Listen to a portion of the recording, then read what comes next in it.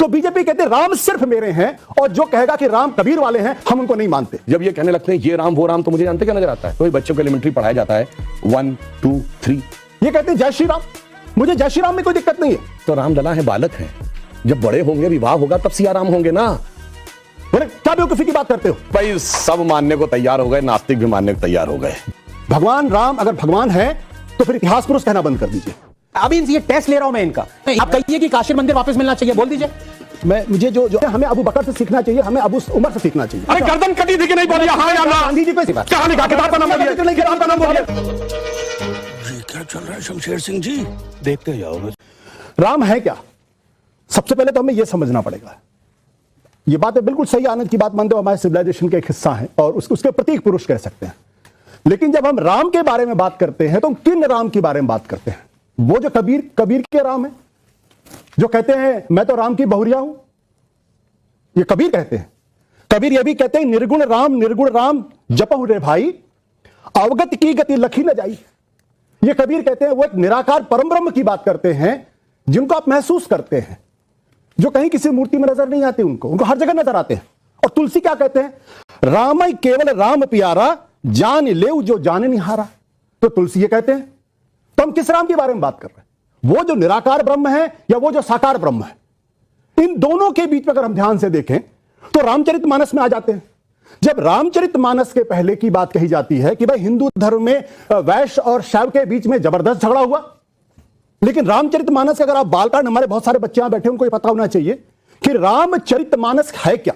आप किसी भी बीजेपी वाले से पूछे नहीं बता पाएंगे। वो रामचरितमानस दरअसल भगवान शिव के मानस में राम की कथा, यह है रामचरितमानस का अर्थ। और भगवान शिव माता पार्वती को पूरी कहानी बताते हैं। जब माता पार्वती कहती है मुझे भगवान राम के बारे में बताइए, तो वह कहते हैं पार्वती जो तुमने कहा वो तो दुनिया का परम कल्याण है। तो वो कहते हैं भगवान शिव पार्वती को राम की कथा कहते हैं, तो वो तो शैव और वैष्णव दोनों को जोड़ देते हैं, वहां से वो लड़ाई खत्म हो जाती। और ये राम की जो कथा, चार घाटों पर कथा कही जाती है। एक पे भगवान शिव पार्वती को बताते हैं, दूसरे पे याज्ञवल्क्य भारद्वाज को बताते हैं, तीसरे पे काकभुशुंडी कौवों को बताते हैं, और चौथे पे खुद तुलसीदास इसका पाठ करते हैं। अब प्रश्न ये उठता है, जब राम ऐसे हैं कि जिनकी कथा खुद भगवान शिव कहते हैं, तो बीजेपी कहते हैं राम सिर्फ मेरे हैं, और जो कहेगा कि राम कबीर वाले हैं हम उनको नहीं मानते। जो आपने कहा राम शब्द का अर्थ जानते क्या है? रम धातु से बना है। जैसे आपने हिंदी में और संस्कृत में शब्द सुना होगा रमणीक स्थान, रमता जोगी, यानी जिसमें चीज सेटल हो। राम शब्द का संस्कृत में अर्थ है रमन्ते इति रामः, अर्थात वह एलिमेंट जिसमें संपूर्ण संसार सेटल्ड है। और वो एलिमेंट का संघर्ष किससे है? दशानन से, 10 मुख वाले रावण से, उसकी 10 इंद्रियों की बहिर्मुखी पिपासा से। और राम उत्पन्न कैसे होंगे? राम के पिता क्या नाम है? दशरथ। तो 10 इंद्रियों को रखेंगे तब डिवाइन एलिमेंट आपके अंदर उत्पन्न होगा, extrovert tendency of all the 10 senses को डिस्ट्रॉय करेगा और धर्म स्थापित होगा। जब ये कहने लगते हैं ये राम वो राम, तो मुझे जानते क्या नजर आता है? तो बच्चों को एलिमेंट्री पढ़ाया जाता है 1 2 3, फिर आगे जाके वो फ्यूचर में एमएससी मैथमेटिक्स भी करता है, बैलिस्टिक इक्वेशन भी बताता है। पर ये कहेंगे नहीं वो बैलिस्टिक इक्वेशन है, तो फिर तो 1 2 नहीं पढ़ाना चाहिए, क्योंकि वो तो अलग है। मैं पहले भी उदाहरण दे चुका हूं। 4 - 3 = 1 होता है। आप सब ने जब क्लास 2nd 3rd में एडिशन सब्ट्रैक्शन सीखा, अगर आप 3 - 4 करते टीचर डांट देती थी। बेवकूफ ये नहीं पता 3 - 4 नहीं हो सकता, पर 3 - 4 होता है -1। ये बताएंगे -1 का स्क्वायर रूट होता I, जो सारी बैलिस्टिक इक्वेशंस का मेन अंग। तो उस लेवल पे पहुंचिए तो समझ में आएगा। मैं अयोध्या के पास का रहने वाला हूं, वहां पे बचपन में सिखाया गया जय सिया राम। भगवान राम बिना सीता के माना ही नहीं गया हमारी परंपरा में। ये कहते हैं जय श्री राम, मुझे जय श्री राम में कोई दिक्कत नहीं है। हम बचपन में थे तो लोग कहते हो हिंदू हो मुसलमान राम राम कहते थे, राम राम कहते थे। आपने उसको पॉलिटिकल किया, क्योंकि तब आपकी जमीन जब पूरी तरीके से खत्म हो गई, जब लगा कि हिंदुस्तान की राजनीति से बीजेपी का सफाया हो जाएगा, तब आप हुए। चड्ढा समझाओ, इसे समझाओ। देखिए बहुत लोग कहते हैं कि सिया राम, जय सिया राम बोला जाता है। नहीं, हमारे बोला जाता सियावर रामचंद्र की जय। भगवान का नाम लेकर नमः पार्वती पतये हर हर महादेव। मगर यहां पे क्या है? तो रामलला का मंदिर है। अभी तो रामलला है, बालक है, जब बड़े होंगे, विवाह होगा, तब सिया राम होंगे ना। अभी तो श्री राम ही है, रामलला है। तो जब राम मंदिर का बात आएगी, रामलला का मंदिर में तो जय श्री राम ही होगा। जब वो बड़े होकर राजा राम बनेंगे तो जय सिया राम होगा। शीतला प्रसाद सिंह ने किताब लिखी है, जो अयोध्या के रहने वाले बड़े पत्रकार है, वो आप उनको लेफ्टिस्ट के लिए राइटिस्ट के लिए, उन्होंने एक प्रसंग का उदाहरण किया है कि जब यह बातचीत चल रही थी इस राम मंदिर का कैसे निपटारा हो, तो एक सोल्यूशन आया। उस सोल्यूशन को लेके बहुत प्रसन्न हुए अशोक सिंघल, और वो गए बाला साहब देवरस के पास, और उन्होंने कहा कि बाला साहब जी, ये प्रसंग बहुत अच्छा, राम मंदिर तो बन जाएगा। बाला साहब देवरस ने अशोक सिंघल को डांट लगाई, बोले क्या बेवकूफी की बात करते हो, और ये मैं नहीं कह रहा हूं, किताब में लिखा हुआ है, आज भी वो किताब उपलब्ध करा पढ़ेंगे, शीतला प्रसाद सिंह की जय उद्धार। इस मुद्दे पर हमें इस देश के अंदर 300 सीटें लेकर आनी, अपनी सरकार बनानी। देखिए, पहली बात तो ये हो गई कि भाई सब मानने को तैयार हो गए, नास्तिक भी मानने को तैयार हो गए। वाह क्या सीन है, वाह क्या सीन है। इससे बड़ा क्या हो सकता है। लेफ्टिस्ट प्रोपेगेंडा देखिए, बाला साहब देवरस और अशोक सिंघल के बीच की बातचीत में एक लेफ्टिस्ट पत्रकार बैठा हुआ है और कितनी अथॉरिटी से बता रहा है, ये बात हुई, वो बोला गया और ये डांट खा गई। मुझे तो समझ में नहीं आता भाई, कौन सा लेफ्टिस्ट पत्रकार बाला साहब देवरस और अशोक सिंघल जी के बीच में था। ये प्रोपेगेंडा होता है। बीजेपी की एक चीज बिल्कुल स्पष्ट कर देनी चाहिए, बार बार घालमेल करते हैं। भगवान राम अगर भगवान है तो फिर इतिहास पुरुष कहना बंद कर दीजिए, क्योंकि जो पुरुष है, जो इंसान है, वो आदि है और अंत है उसमें।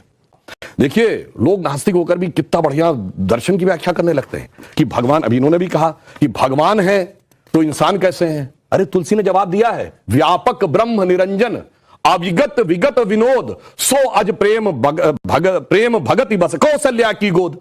वो कहते हैं कि ये ब्रह्म है, अनादि है, परंतु भक्ति के कारण वह आपको दिखाई पड़ते हैं। जैसे सूर्य आपको दिखता है ऊपर, मगर आपको शीशे में रिफ्लेक्शन में देखता है। अगर शीशा साफ होगा तो आपको साफ साफ रिफ्लेक्शन सूर्य का दिखेगा। यानी वो उस रूप में आते हैं। और ये लोग बड़ी मजेदार बात करने लगते हैं कि साहब तुलसी के राम अलग है और उनके राम अलग है। तो तुलसी ने भी कहा, सिया राम मैं सब जग जानी, करहूं प्रणाम जोर जुग पानी। तो कबीर ने कहा है, दुल्हन गाओ मंगल चार, हमरे घर आए रे राजा राम भरतार। राजा राम बोला है, 1 लख पूत 1.25 लाख नाती, ता रावण घर दिया न बाती। तो वो रावण भी उन्होंने बहुत साफ साफ कहा है। देखिए, अभी बहुत सारे लोगों ने, आशुतोष इंक्लूडेड हैं, वो कह रहे हैं हाँ राम मंदिर, मुझे बड़ी खुशी है, राम मंदिर वहां बन रहा है। 20 साल पहले ये उन्हीं लोगों में से थे। मैं ये नहीं कह रहा कि वहां पे स्कूल बनाओ, अस्पताल बनाओ, नीचे तो था ही नहीं मंदिर। ये है, मैं अभी इनसे ये टेस्ट ले रहा हूं मैं इनका, अभी मजा आएगा ना भिड़ो। मैं इन्हीं से पूछना चाहता हूं, क्या आप चाहेंगे कि काशी का मंदिर वापस मिले, वो जो ज्ञान व्यापी जो है हिंदूज को वापस मिले? क्या आप चाहेंगे कि मथुरा का ईदगाह हटे और वहां पे जो कृष्ण जन्म स्थान है वो हिंदुओं को वापस मिले? आप नहीं चाहेंगे, क्योंकि आपका प्रिज्म जो है वो ये सिविलाइजेशनल इशू मानता ही नहीं है। वो ये मानता ही नहीं कि इनजस्टिस हुआ है। आपको ज्ञान व्यापी दिख रही है, आपको काशी विश्वनाथ मंदिर दिख रहा है टूटा हुआ, उसके ऊपर गुंबद बनाए हैं, लेकिन फिर भी आप ये कहते हैं। आप कहिए कि काशी मंदिर वापस मिलना चाहिए, बोल दीजिए। बोल बोल। मैं नहीं बताऊंगा, ये मजाक नहीं उड़वाना अपनी चीज का।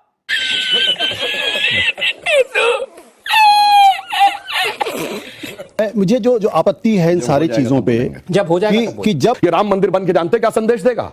दुनिया का इतिहास भरा पड़ा है कि भाई भाई की गर्दन काट के गद्दी पे बैठा, बेटा बाप को मार के गद्दी पे बैठा। ये दुनिया को एक संदेश देगा कि एक ऐसा भी महापुरुष है, एक ऐसे भी भगवान है, एक ऐसी महान संस्कृति है जहां पिता के एक वचन के लिए संपूर्ण राज्य छोड़कर बेटा जंगल में चला जाता है। जहां जिसको राज मिलने वाला होता है वो खड़ाऊ रख के शासन करने लगता है, दूसरा भाई जंगल में चला जाता है। यह संदेश देगा। आप तो पढ़े लिखे आदमी है ना, दोनों लोग पढ़े लिखे।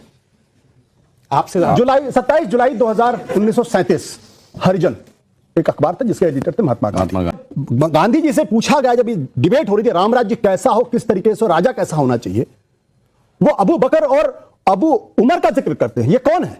ये पैगंबर मोहम्मद के बाद जो पहले खलीफा बने उनका नाम था अबू बकर, तो दूसरे खलीफा बने वो अबू उमर, जो तीसरे खलीफा बने वो अबू उस्मान, चौथे जो बने वो अली थे। गांधी जी को इस्लाम से प्रॉब्लम नहीं, वो कहते हैं हमें अबू बकर से सीखना चाहिए, हमें अबू उमर से सीखना चाहिए। अबू बकर, उमर, उस्मान और हजरत अली चारों का सरतन से जुदा हुआ। क्या आप बताना चाहते हो मेरे भाई? आप भी मत बोलिए, अभी ड्रॉप मत करिए। और सुनिए, हजरत अली जो मोहम्मद साहब के सीधे परिवार के थे, वो अब सुनिए, अब शांत रहिए, वो फजल की नमाज में झुके हुए थे जब सर काट दिया गया। क्या आप बच्चों को आदर्श देना चाहते हैं कि साहब उनके बारे में बात करके आज के जमाने में मुझे लगता है बहुत सोच समझ के बोलना आप क्या उसका पालन करना चाहते हैं? बात करें, आप चाहते हैं हिंदू धर्म उसी तरीके से हो जाए? आप ये चाहते हैं? आप कह रहे हैं गांधी जी को इस बारे में जानकारी नहीं थी? गांधी जी को ये जानकारी नहीं थी? गांधी जी को बिल्कुल मैं बात कर रहा हूं भाई। अरे गर्दन कटी थी कि नहीं बोली? हाँ या ना? गांधी जी को इसकी जानकारी, अगर बोल रहे हैं गांधी ने, या तो गांधी जी ने कहा, तो गांधी ने कहा गर्दन काटने वाले सही है।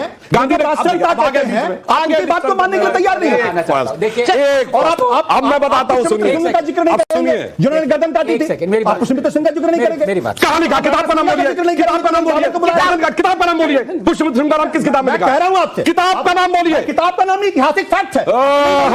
मिनट, एक आप मिनट, गांधी के रास्ते एक- पे चलने की बात करते हैं, आप ढोंग करते मैं हैं। मानता हूं अबू बकर का पक्ष नहीं ले सकते, सर काटने वाले का पक्ष गांधी नहीं ले सकते। आप विदाउट रेफरेंस मैं कह रहा हूं, और अगर आप कह रहे हैं ले सकते हैं, तो आप गांधी की अहिंसा का मजाक उड़ा रहे हैं। बंद करो, हाथ जोड़ के मैं मोदी साहब से गुजारिश करता हूँ। अब आए ना लाइन पे।